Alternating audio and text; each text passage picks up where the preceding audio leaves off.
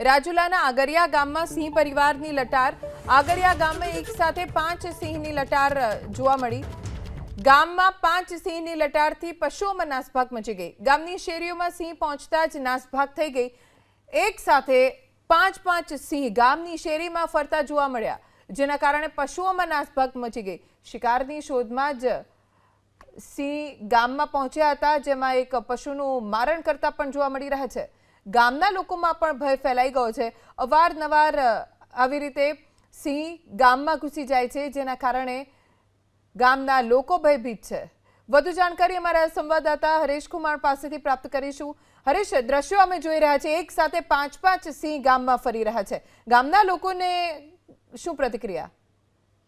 બિલકુલ, જે પ્રમાણે અમરેલી જિલ્લો એટલે એશિયાટિક સિંહોનો ગઢ ગણવામાં આવે છે, ત્યારે સિંહો જે છે તે જંગલ છોડી ગ્રામ્ય વિસ્તાર તરફ વધુ સ્થાયી થયા છે ને તેના કારણે ગ્રામ્ય વિસ્તારોમાં અવારનવાર રોજિંદી ઘટનાઓ બની રહી છે સિંહની લટારોની।